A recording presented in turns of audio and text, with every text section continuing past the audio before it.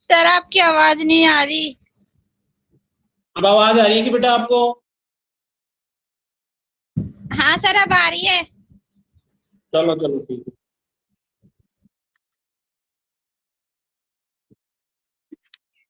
तो बच्चों, last class में हम चर्चा कर रहे थे भारत के नामकरण के बारे में, और वहीं से हम आगे हमारी क्लास चालू करते हैं।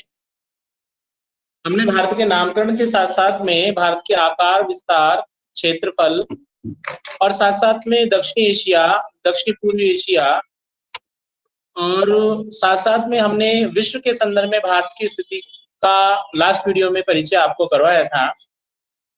आज हम चलते हैं हमारे भारत को विविधताओं में एकता की भूमि क्यों कहा जाता है, या भारत को विविधताओं में एकता का देश क्यों कहा जाता है।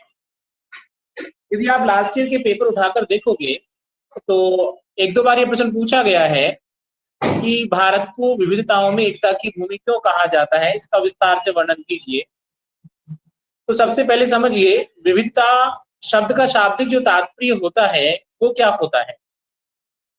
विविधता का यहाँ शाब्दिक तात्पर्य है किसी क्षेत्र विशेष में विभिन्न प्रकार की दशाओं का पाया जाना, या हम ऐसा कहें कि एक ही क्षेत्र के अंदर अत्यधिक भिन्नताओं के मिलने की जो स्थिति होती है उसे हम विविधताओं के रूप में जानते हैं। हमारा भारत देश क्षेत्रफल के दृष्टिकोण से विश्व का 7वां बड़ा देश है, और विशाल भौगोलिक स्थिति के कारण यहाँ पर हमें अनेक प्रकार की भिन्नताएं देखने को मिलती हैं।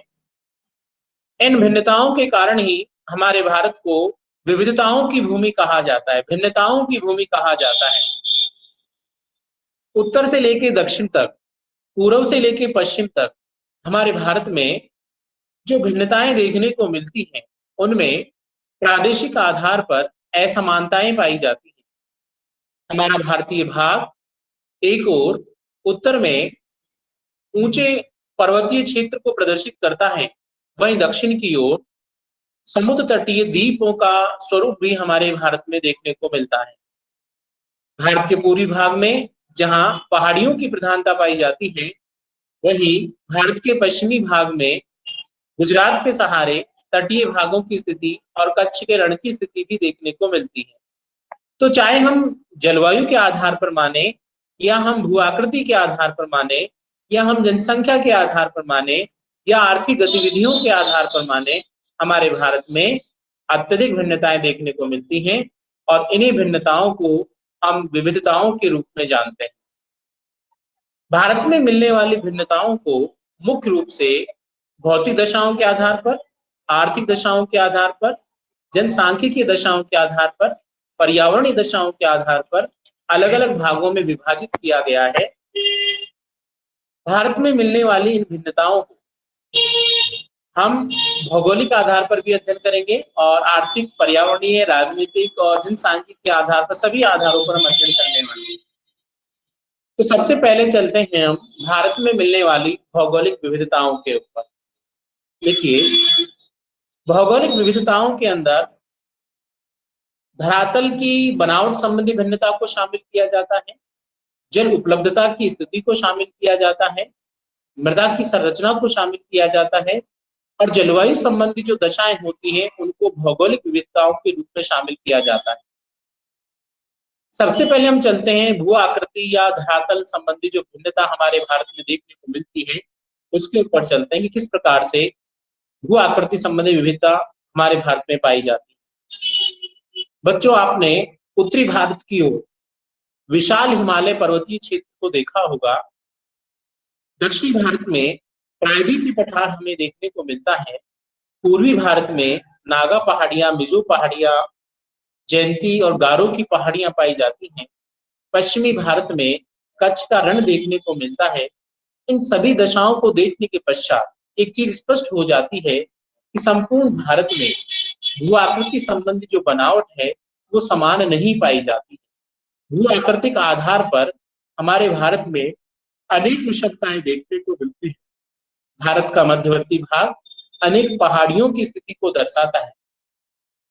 तो उत्तर से लेकर दक्षिण तक और पूर्व से लेकर पश्चिम तक धरातलीय संरचना संबंधी या भू आकृति संबंधी जो भिन्नता है वो हमारे भारत में देखने को मिलती है। एक ओर हिमालय जैसा ऊंचा पर्वत है जो 8,848 मीटर की ऊंचाई में फैला हुआ है, वहीं दूसरी ओर प्राचीन कालीन ज्वालामुखी अवसादों से बना हुआ प्रायद्वीपीय पठारी भाग है। भारत के पश्चिमी भाग में राजस्थान के अंदर अरावली पर्वत देखने को मिलता है, जो विश्व का सबसे प्राचीन कालीन अवशिष्ट पर्वत वर्तमान में माना जाता है। इसी के साथ ही दक्षिणी पूर्वी और दक्षिणी पश्चिमी भागों में समुद्र तटीय मैदानों की स्थिति देखने को मिलती है। भारत का मध्यवर्ती भाग ऊंचे पर्वतीय क्षेत्रों से नदियों के द्वारा लाए गए अवसादों से बनने वाले मैदानों की स्थिति को दर्शाता है। ये सारी दशाएं भारत में भू आकृति संबंधी भिन्नताओं को प्रदर्शित करती हैं। इसके अलावा दूसरी जो भिन्नता भी देखने को मिलती है, जलवायु संबंधी भिन्नता। देखिए, जलवायु शब्द का शाब्दिक तात्पर्य होता है किसी क्षेत्र विशेष में मिलने वाली मौसम संबंधी दशाओं का जब हम दीर्घकालिक परिप्रेक्ष्य में अध्ययन करते हैं तो ऐसी स्थिति जलवायु के नाम से जानी जाती है। जलवायु में तापमान को, वर्षा को और आर्द्रता की स्थिति को साथ साथ में वायु परिसंचरण संबंधी दशाओं को शामिल किया जाता है। इन सभी दशाओं की संपूर्ण भारत में एक समान परिस्थिति हमें देखने को नहीं मिलती है। यदि हम वर्षा के संदर्भ में चर्चा करें तो हमारे भारत में हमें विश्व का सर्वाधिक वर्षा वाला क्षेत्र भी देखने को मिलता है।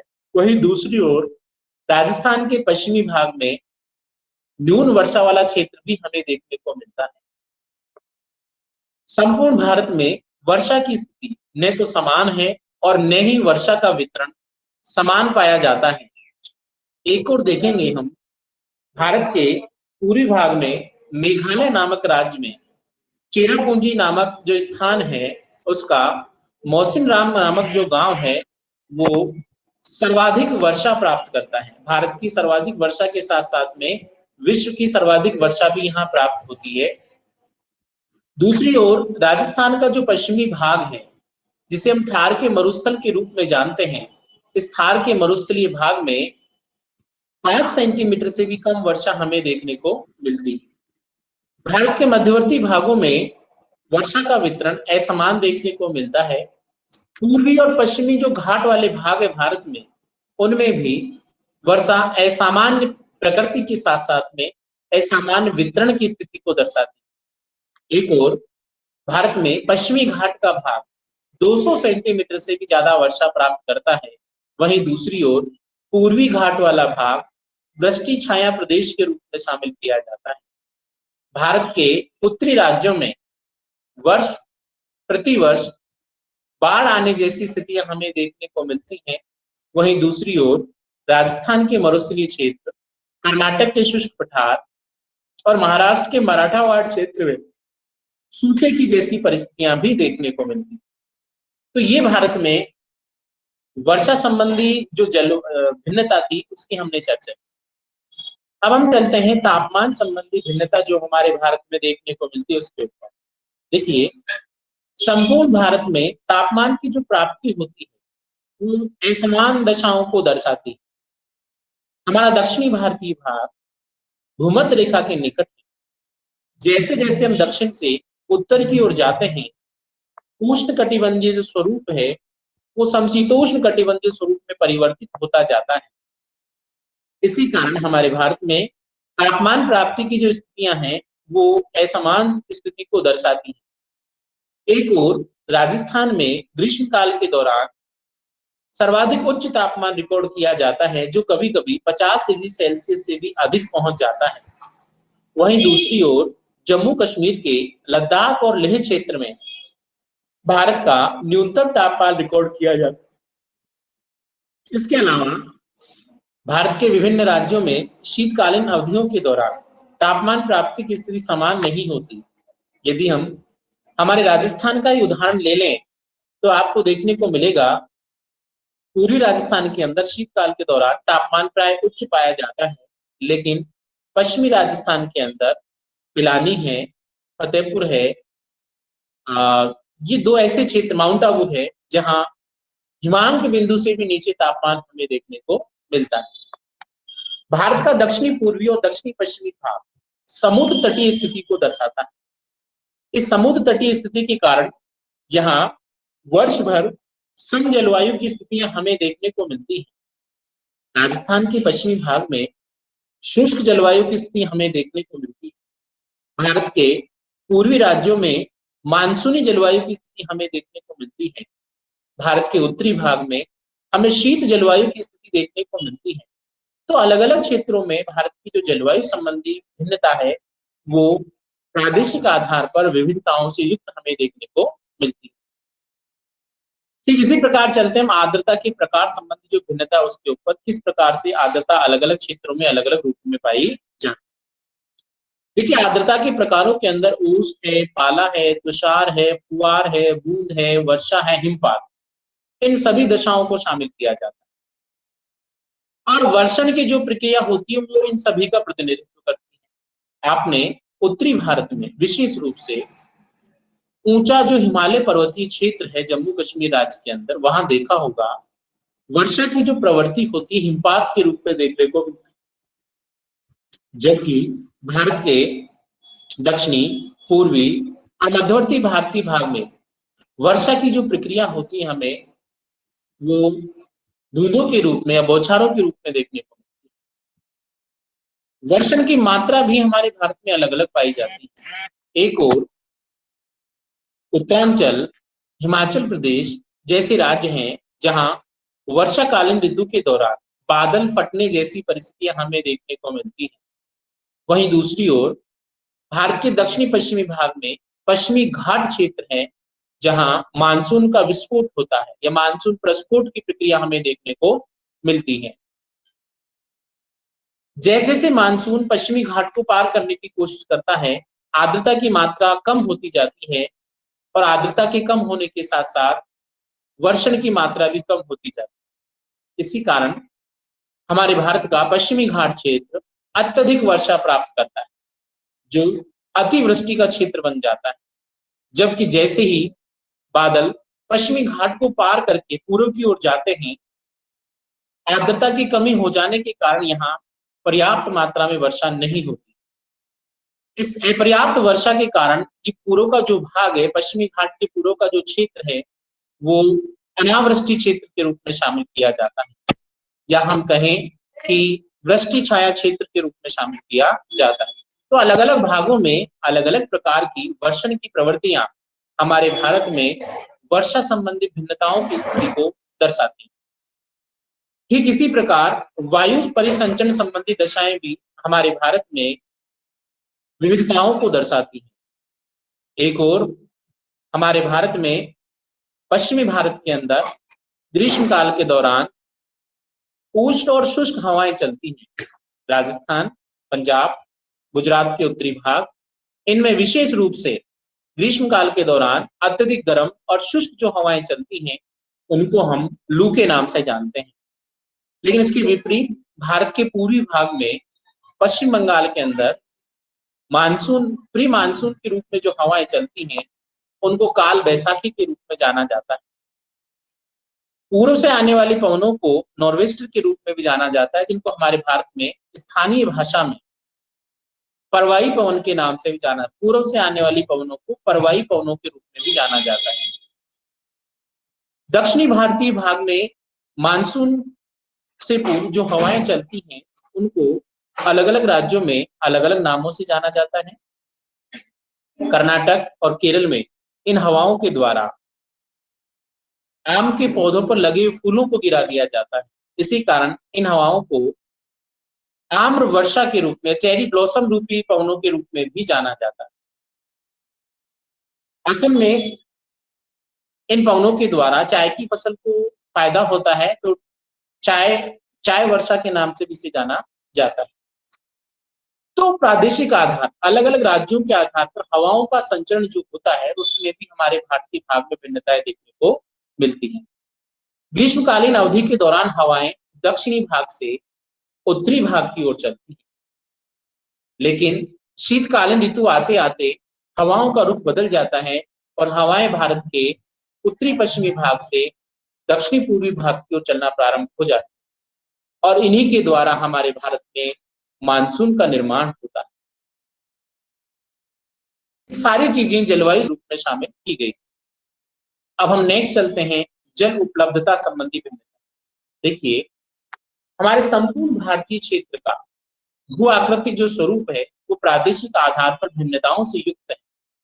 इसी कारण पूरे भारत में जल उपलब्धता की जो स्थिति है वो सर्वत्र समानताओं को नहीं दर्शाती। अलग अलग क्षेत्रों में जल की उपलब्धता अलग अलग तथ्यों के द्वारा, अलग अलग दशाओं के द्वारा निर्धारित की गई। उत्तरी भारतीय भाग में नदियों के द्वारा जल की प्रचुरता देखने को मिलती है। हिमालय पर्वतीय क्षेत्र से अनेक नदियां निकलती हैं।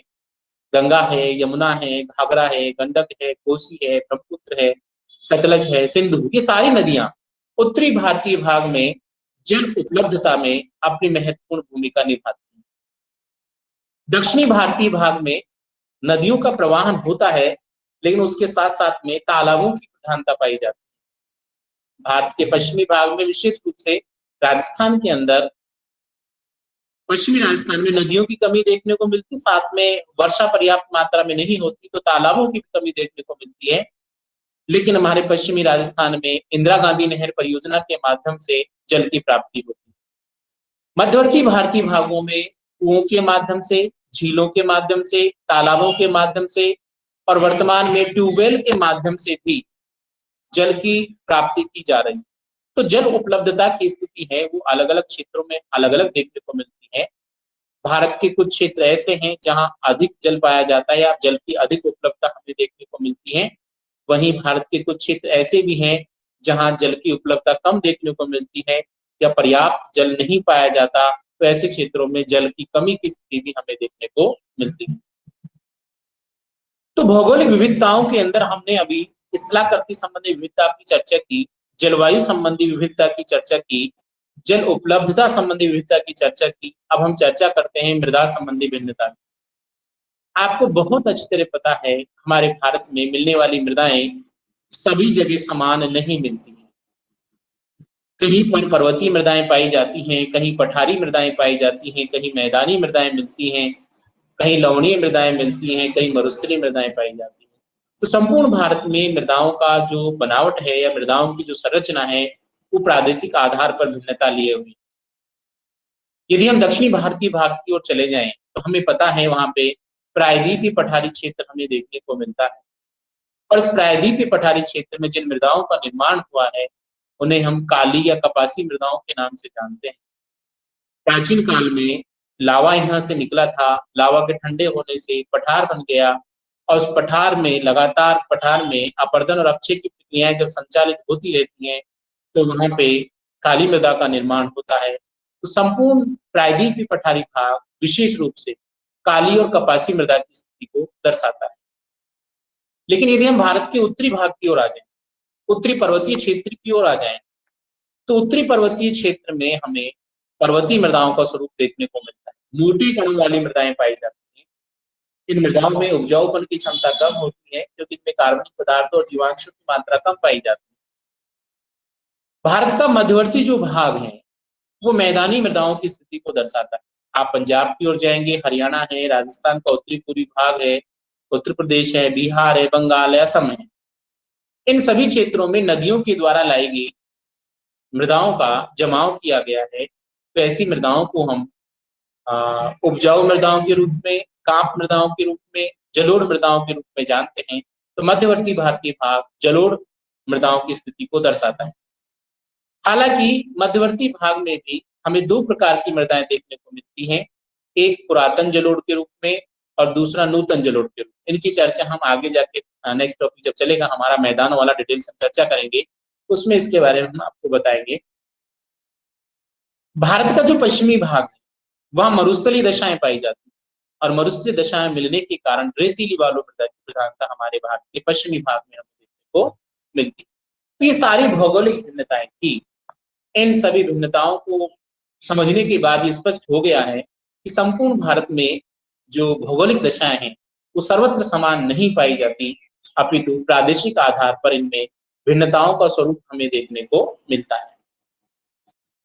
अब नेक्स्ट हम चलते हैं आर्थिक भिन्नताओं के ऊपर। हमारे भारत में कौन कौन सी आर्थिक भिन्नताएं पाई जाती हैं। देखो, सबसे पहले आपको आर्थिक शब्द का अर्थ समझना होगा या आर्थिक दशाओं का अर्थ समझना होगा।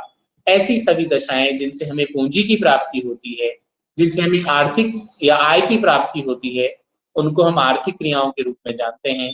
और आर्थिक क्रियाओं संबंधी जो दशाएं हैं वो हमारे पूरे भारत में समान नहीं पाई जाती। चाहे आप कृषि की चर्चा कर लें, या आप उद्योग धंधों की चर्चा कर लें, या फिर हम खनिजों की चर्चा कर लें, परिवहन और संचार के साधनों की चर्चा कर लें, ये सभी दशाएं प्रादेशिक आधार पर भिन्नताओं को दर्शाती हैं। सबसे पहले हम चलते हैं कृषि के ऊपर। भारतीय अर्थव्यवस्था कृषि प्रधान अर्थव्यवस्था के रूप में जानी जाती है, लेकिन संपूर्ण भारत में कृषि के जो प्रारूप है वो समान नहीं मिलते। कहीं पर आदिम या स्थानांतरित कृषि की जा रही है, कहीं पे गहन जीवन निर्वहन कृषि हो रही है, कहीं पे बागाती कृषि हो रही है, कहीं पे मिश्रित कृषि हो रही है, कहीं पे पशुचारण हो रहा है। तो भारत के अलग अलग भागों में कृषि का प्रारूप अत्यधिक भिन्नताओं से युक्त है। आप इस तरह समझते हैं, भारत के पूर्वी भाग में असम, मेघालय, नागालैंड, त्रिपुरा जैसे राज्य हैं जहां आज भी आदिम जनजातियों की प्रधानता देखने को मिलती है। इन क्षेत्रों में स्थानांतरित कृषि का स्वरूप हमें देखने को मिल रहा है। इसके विपरीत यदि हम राजस्थान के पश्चिम भाग की ओर चले जाएं, तो कृषि के लिए आदत दशाएं विद्यमान नहीं है। तो यहाँ पे जलवासी पशुचारण किया जाता है। भीड़, बकरी, गाय, ऊंट का पालन किया जाता है, जिनको अलग अलग मौसम के आधार पर एक स्थान से दूसरे स्थान पर पानी की तलाश में और चारागाह की तलाश में चराने के लिए लाया ले जाया जाता है। उत्तरी भारतीय जो भाग है, जम्मू कश्मीर है, हिमाचल प्रदेश है, उत्तराखंड, पर्वतीय भाग, इस पर्वतीय भाग में विशेष रूप से बागाती कृषि की जा रही है। जितने भी ड्राई फ्रूट्स भारत में उत्पन्न होते हैं उनमें से अधिकांश का उत्पादन यही होता है। सेब के बागान, अखरोट के बागान, बादाम के बागान, ये विशेष रूप से उत्तरी भारतीय राज्यों की कृषि की पहचान के रूप में शामिल किए गए हैं। दक्षिणी भारतीय जो भाग है वो कपास की कृषि की प्रधानता को दर्शाता है। मध्यवर्ती भारतीय भागों में मोटे अनाजों की कृषि विशेष रूप से की जाती है। मैदानी भागों में गहन जीवन निर्वहन कृषि का स्वरूप हमें देखने को मिलता है। भारत के पूर्वी समुद्र तटीय भागों और पश्चिमी समुद्र तटीय भागों दोनों में हमें चावल प्रधान गहन जीवन निर्वहन कृषि का स्वरूप देखने को मिलता है। पंजाब और हरियाणा में हमें व्यापारिक अन्नोत्पादक कृषि का स्वरूप देखने को मिलता है। भारत के नगरीय और महानगरीय भागों के आसपास हमें ट्रक कृषि का, ट्रक फार्मिंग का स्वरूप देखने को मिलता है। अधिक जनसंख्या वाले भागों में जब कृषि के साथ साथ पशुचारण किया जाता है तो मिश्रित कृषि का स्वरूप भी हमें हमारे भारत में देखने को मिल रहा है। तो इस प्रकार से हम कह सकते हैं कि संपूर्ण भारत में एक ही प्रकार की कृषि पद्धति नहीं अपनाई जाती, अपितु अलग अलग क्षेत्रों में प्रादेशिक भिन्नताओं के आधार पर, उपलब्ध दशाओं के आधार पर अलग अलग प्रकार की कृषि का स्वरूप हमें देखने को मिलता है। ठीक इसी प्रकार हम चलते खनिज संबंधी विविधता के। क्या हमारे भारत में संपूर्ण जगह खनिजों का समान स्वरूप वितरित मिलता है? क्या सभी जगह एक समान खनिजों का जमाव पाया जाता है? नहीं पाया जाता। हमारे भारत के कुछ क्षेत्र ऐसे जहां बहुत ज्यादा मात्रा में खनिज पाए जाते हैं, दूसरी ओर कुछ क्षेत्र ऐसे भी जहां खनिजों का अभाव पाया जाता है। आप देखेंगे बिहार है, झारखंड है, उड़ीसा है, बंगाल है, इन सभी राज्यों के मध्यवर्ती भाग में छोटा नागपुर का पठार मिलता है। छोटा नागपुर का पठार खनिजों के दृष्टिकोण से भारत का सबसे संपन्न क्षेत्र है। लगभग प्रत्येक प्रकार खनिज यहाँ देखने को मिलता है, चाहे हम कोयले के जमाव की चर्चा करें, चाहे हम लोहे की चर्चा करें, चाहे हम मैग्नीज की चर्चा करें, चाहे हम तांबे की चर्चा करें। भारतीय खनिजों का भंडार गृह है और भिन्न भिन्न प्रकार के खनिजों के मिलने के कारण से भारतीय खनिजों का अजायब घर भी कहा। दक्षिणी भारतीय राज्यों की तरफ हम जब जाएंगे तो हमें धारवाड़ क्रम की चट्टानें मिलेंगी, कुडप्पा क्रम की चट्टानें मिलेंगी, और ऐसी स्थिति में यहाँ मिलने वाले खनिजों का जो स्वरूप होगा वो भी परिवर्तित हो जाएगा। पश्चिमी भारतीय राज्यों में ईंधन खनिजों की प्रधानता पाई जाती है। हमारे राजस्थान में आप देखेंगे पेट्रोलियम और प्राकृतिक गैस के विशाल भंडार देखने को मिलता है। इसी प्रकार से गुजरात के तटीय भागों के सहारे भी प्राकृतिक गैस और पेट्रोलियम के विशाल भंडार देखने को मिलते हैं। आलिया बेट है, सालसेट है, अंकलेश्वर है, खंडोज है, पोरबंदर है, जामनगर है। राजस्थान के अंदर आप देखेंगे मंगला है, ऐश्वर्या है, भाग्यम है, रागेश्वरी है। ये सारे ऐसे क्षेत्र हैं जो पेट्रोलियम या प्राकृतिक गैस के लिए जाने जाते हैं। हमारा भारत कुछ खनिजों के दृष्टिकोण से विश्व में एकाधिकार रखता है, अभ्रक के दृष्टिकोण से, वॉलस्टोनाइट के दृष्टिकोण से। वहीं दूसरी ओर कुछ खनिजों में हमारा भारत बहुत अधिक पिछड़ा हुआ भी है। तो धात्विक, अधात्विक और ऊर्जा खनिजों का जो वितरण हमारे भारत में देखने को मिलता है, उसमें प्रादेशिक आधार पर भिन्नताएं पाई जाती हैं। इन सभी भिन्नताओं को हम खनिज संबंधी विविधताओं के रूप में शामिल करते हैं। आर्थिक क्रियाओं के अंदर नेक्स्ट जो टॉपिक है वो उद्योग धंधों के रूप में शामिल किया जाता है। संपूर्ण भारत में एक ही प्रकार के उद्योग धंधे नहीं पाए जाते। कहीं पर वस्त्र आधारित उद्योग की प्रधानता पाई जाती है, कहीं पर खनिज आधारित उद्योग की प्रधानता मिलती है, कहीं पर वन आधारित उद्योग की प्रधानता मिलती है, कहीं पर कृषि आधारित उद्योग की प्रधानता मिलती है और कहीं पर पशु आधारित उद्योगों की प्रधानता पाई जाती है। अहमदाबाद, पोरबंदर, जामनगर, लुधियाना वस्त्र उद्योग के लिए जाने जाते हैं। राउरकेला, भिलाई, दुर्गापुर, रानीगंज लौह अयस्क या लौह इस्पात उद्योग के लिए जाने जाते हैं। मुंबई, सलेम, साथ साथ में हम देखेंगे नागपुर, शोलापुर, कोल्हापुर सूती वस्त्र उद्योग के लिए जाने जाते हैं। जम्मू कश्मीर, उत्तराखंड, हिमाचल प्रदेश फर उद्योग के लिए या पशु आधारित उद्योग के लिए जाना जाता है। राजस्थान का चित्तौड़गढ़, निम्बाहेड़ा, डबो ये सारे सीमेंट उद्योग के लिए जाने जाते हैं। बुलंदशहर, वाराणसी चीनी उद्योग के लिए जाने जाते हैं। तो अलग अलग क्षेत्रों में अलग अलग प्रकार के उद्योगों का विकास हुआ है और उद्योगों का विकास होने के कारण हमें संपूर्ण भारत में प्रादेशिक आधार पर भिन्नताओं की स्थितियां देखने को मिलती हैं। आर्थिक भिन्नताओं में जो अंतिम भिन्नता वाला टॉपिक है वो यातायात और परिवहन के साधन। देखिए, किसी देश की अर्थव्यवस्था को समायोजित करने में आर्थिक दृष्टिकोण से परिवहन और संचार के साधन अहम भूमिका निभाते हैं, लेकिन संपूर्ण भारत में परिवहन के साधनों की समानता देखने को नहीं मिलती। कहीं पर जल परिवहन अधिक पाया जाता है, कहीं पर वायु परिवहन अधिक देखने को मिलता है, कहीं पर सड़क परिवहन की प्रधानता मिलती है, कहीं पर रेल परिवहन की प्रधानता देखने को मिलती है। और इनके अंदर भी अलग अलग प्रकार के प्रारूप हमें देखने को मिलते हैं। राज्य मार्गों के रूप में, राष्ट्रीय मार्गों के रूप में, महामार्गों के रूप में, मीटर गेज के रूप में, ब्रॉड गेज के रूप में, नैरो गेज के रूप में, राष्ट्रीय वायुमार्गों के रूप में, अंतर्राष्ट्रीय वायुमार्गों के रूप में, आंतरिक जलमार्गों के रूप में और समुद्री जलमार्गों के रूप में हमें अलग अलग प्रकार की स्थितियां देखने को मिलती। जो भूआकृतिक दशाएं होती हैं वो परिवहन और संचार के साधनों पर अपना नियंत्रण रखती हैं। भारत के उत्तरी भाग में विषम भूआकृति दशाएं पाई जाती हैं। इसी कारण यहाँ न तो पर्याप्त मात्रा में रेल मार्गों का विकास हो पाया है और न ही यहाँ पर्याप्त मात्रा में सड़क मार्गों का विकास हो। इसके विपरीत भारत के मध्यवर्ती मैदानी भागों में समतल दशाएं देखने को मिलती। इन समतल दशाओं के कारण यहाँ रेल मार्गों और सड़क मार्गों का विशाल जाल हमें देखने को मिलता है। भारत के दक्षिणी पूर्वी और दक्षिणी पश्चिमी भाग जो समुद्र तटीय स्थिति रखते हैं, वहां सामुद्रिक परिवहन की स्थिति हमें देखने को मिलती है और सामुद्रिक परिवहन की स्थिति कारण यहाँ पे सामुद्रिक बंदरगाहों का उदय हुआ है। इसी प्रकार से संचार के साधनों में भी अलग अलग प्रकार की दशाएं हमें देखने को मिलती हैं। कहीं हमें मुद्रित संचार के साधन देखने को मिलते हैं, कहीं हमें दृश्य संचार के साधन देखने को मिलते हैं, कहीं दृश्य श्रव्य संचार के साधन हमें देखने को मिलते हैं। तो ये सारी दशाएं जो होती हैं आर्थिक दशाओं में मिलने वाली भिन्नताओं का प्रतिनिधित्व करती हैं और इन भिन्नताओं को ही हम आर्थिक विविधताओं के रूप में जानते हैं। तो आज के इस वीडियो में बच्चों हमने दो प्रकार की विविधताओं की चर्चा की, एक भौगोलिक विविधताओं के रूप में और दूसरा आर्थिक विविधताओं के रूप में। कल की क्लास में हम नेक्स्ट विविधताओं के बारे में चर्चा करेंगे। आप टाइम पे आ जाइए और मैं यदि भूल जाता हूँ, जैसे आज मुस्कान ने मेरे को मैसेज से अवगत कराया, वैसे आप अवगत करा दीजिए ताकि हम हमारी टाइम पे क्लास लेते रहें। तो आज का हमारा वीडियो हम यही समाप्त करते हैं। आप सभी को जुड़ने के लिए धन्यवाद। ज्यादा लड़कियों को इससे जोड़ते रहें ताकि हमारी क्लास और ज्यादा बढ़ती रहे। धन्यवाद बच्चों।